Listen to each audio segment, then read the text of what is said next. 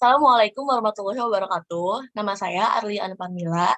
Saya mewakili anggota kelompok saya yang bernama Nunik Septiani, Supriyanto, dan Lasmi Abibah. Kami dari Prodi Sistem Informasi Akuntansi akan menyampaikan konsep Business Model Canvas dari mata kuliah Teknologi E-Business.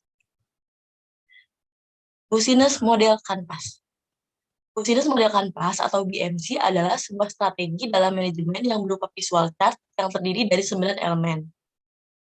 Model bisnis ini pertama kali diperkenalkan oleh Alexander Osterwalder dalam bukunya yang berjudul Business Model Generation. Di dalam bukunya, ia menjelaskan framework sederhana yang mempresentasikan elemen-elemen penting dalam model bisnis. Business Model Canvas dan cara pembuatan. Sederhananya, pengertian Business Model Canvas adalah kerangka manajemen untuk memudahkan dalam melihat gambaran ide bisnis dan realisasinya secara cepat. Dibandingkan dengan bisnis plan yang berpuluh-puluh halaman, bisnis model Canvas jauh lebih ringkas karena disusun ke dalam satu halaman saja. Maka dari itu, kerangka bisnis ini paling populer di kalangan bisnis startup. 9 elemen business model Canvas. Ya, baik, yang pertama ada customer segments atau segmentasi konsumen. Elemen pertama yang wajib ada dalam bisnis model Canvas adalah konsumen segmentasi. Apapun jenis bisnis yang dijalankan, menentukan segmentasi pelanggan dengan tepat di awal. Kamu juga harus menentukan siapa yang menjadi target bisnis, segmen pelanggan mana yang berpotensi membeli produk atau layanannya. Di sini ada contoh. Misalnya, ada 2 stasiun televisi yang menyajikan 2 acara berbeda untuk memenuhi segmen pelanggan yang berbeda. Warung makan dengan makanan sehari-hari untuk mahasiswa dan karyawan, atau untuk e-commerce yang berkembang sekarang ini. Customer segments mencakup si penjual barang dan pembelian sesuai dengan kebutuhan. Baik, lanjut. Yang kedua ada value proposition atau proporsi nilai konsumen. Elemen ini merupakan penjelasan dan rincian dari keunggulan produk dan apa saja yang sebenarnya poin-poin yang bisa mendatangkan manfaat yang ditawarkan perusahaan bagi target pelanggannya. Hal ini menjadi kesempatan bagi kamu untuk menjabarkan kekuatan dan keunggulan yang membedakan bisnis kamu dengan bisnis yang lainnya. Atau keunikan usaha kamu dengan membuat value proposition, kamu bisa tahu apa saja manfaat yang didapat konsumen ketika menggunakan produk dari kamu.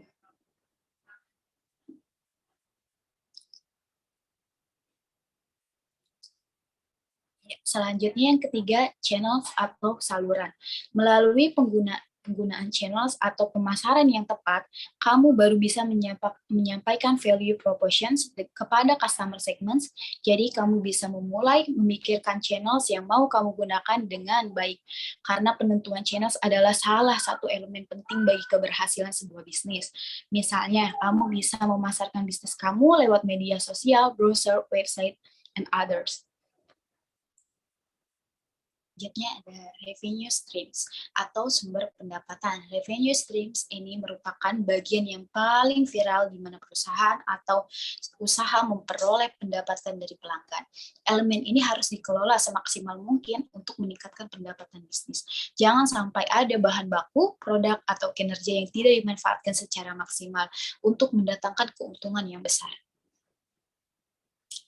Dan yang kelima ada key research. Key research atau sumber daya ini merupakan elemen dalam business model Canvas yang berisikan daftar sumber daya yang sebaiknya direncanakan dan dimiliki perusahaan. Tujuannya untuk mewujudkan value proposition mereka. Semua jenis sumber daya, mulai dari pengelolaan, bahan baku, penata sumber daya manusia, dan penataan proses operasional harus kamu perhatikan saat membuat model bisnis, sebab hal ini akan berdampak dalam jangka panjang di bisnis kamu. Oke, selanjutnya akan dijelaskan oleh teman saya. Terima kasih.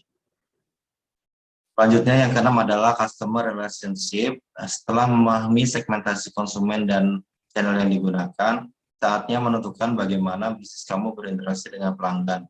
Ketahui bagaimana cara menjalin hubungan dengan konsumen agar mereka tidak mudah berpaling ke kompetitor lain.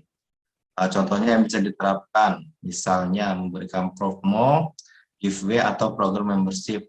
Karakteristik pelanggan berbeda-beda, maka dari itu kamu harus memahami harus memahami bagaimana mengambil hati dan mempertahankan pelanggan yang sudah ada. Bukan hanya saat menjual produk saja, tapi juga ketika menghadapi komplain, menjawab pertanyaan pelanggan, dan sebagainya. Yang ketujuh adalah key activity. Ini merupakan semua aktivitas yang berhubungan dengan produktivitas bisnis yang ada kaitannya dengan sebuah produk, di mana kegiatan utamanya adalah menghasilkan proposisi nilai. Jadi, pada dasarnya elemen ini menjelaskan bagaimana kamu bisa menciptakan value proposition perusahaan dengan melakukan beberapa aktivitas supaya produk atau jasa kamu lebih dikenal dan banyak orang. Selanjutnya, yang ke-8 adalah key partnership. Elemen ini berfungsi untuk pengorganisasian aliran suatu barang atau layanan lainnya. Posisi-posisi partner kunci tersebut bermanfaat untuk efisiensi dan aktivitas dari key activity yang telah dibuat. Yang ke-9 adalah cost structure. Elemen yang terakhir yang tidak kalah pentingnya dengan ke-8 elemen lainnya yaitu struktur pembiayaan. Mengelola secara efisiensi akan membuat bisnis yang dijalani menjadi lebih hemat dan bisa meminimalkan risiko kerugian. Hal ini juga bisa menentukan proposisi nilai yang tepat untuk pelanggan. Karena itu pastikan kamu membuat laporan keuangan yang tepat dan sesuai dengan bisnis kamu. Adalah alasan bisnis model Canvas penting untuk perencanaan bisnis. Yang pertama adalah memperjelas fokus bisnis. Seperti yang telah dijelaskan sebelumnya, dengan adanya bisnis model Canvas, maka hal ini dapat membantu pelaku bisnis membuat rancangan bisnis dan memperjelas fokus bisnisnya. Yang kedua, agar lebih akurat. Meski terdengar sepele, namun siapa sangka bisnis model Canvas membantu pelaku usaha menyortir jenis bisnis dan mengetahui kemana arah bisnis akan berjalan, sehingga bisa bernilai bahwa bisnis model Canvas berisi patokan tentang perencanaan bisnis yang bisa dikembangkan saat bisnis mulai berjalan. Semua tertuang secara akurat di bisnis model Canvas. Yang ketiga, agar sesuai target pasar. Kegagalan bisnis baru biasanya disebabkan karena produk mereka kurang tepat di pasaran. Hal ini terjadi karena produk yang diciptakan tidak sesuai dengan kebutuhan pasar atau salah memilih target pasar. Namun dengan bisnis model Canvas, maka pelaku bisnis terbantu dalam memvisualisasikan produk sehingga dapat memperhitungkan target yang tepat. Selanjutnya. Dari hasil diskusi kelompok kami mengenai konsep bisnis model Canva akan ditetapkan pada pelayanan jasa pencucian motor dan helm dengan model antarjemput yang kami beri nama Warung Steam Clean and Go. Berikut adalah 9 elemen dari bisnis model Canva pada Warung Steam. Yang pertama ada customer segment, yaitu pekerja kantoran dan generasi melek internet. Yang kedua ada value proposition, menyediakan jasa cuci sepeda motor dan cuci helm, waktu pengerjaan cepat dan fleksibel dengan harga terjangkau. Yang ketiga ada channels, aplikasi Steam, iklan, brosur, testimoni pengguna, dan media sosial. Yang keempat ada customer relationship, ada diskon dan promo, email newsletter, aplikasi kayak fitur.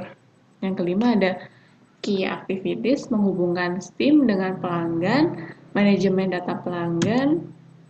Yang keenam ada key resources, Google Maps, aplikasi Steam, infrastruktur server. Yang ketujuh ada key partners, mitra Steam, supplier, seperti jaket, helm, penyedia infrastruktur server. Yang ke-8 ada cost structure, bagi hasil dengan mitra Steam, penyewaan infrastruktur server, biaya aplikasi Google Map, gaji pegawai, biaya pemeliharaan, dan perbaikan sistem. Yang ke-9 ada revenue stream, pengguna jasa Steam, pengisian dompet elektrik.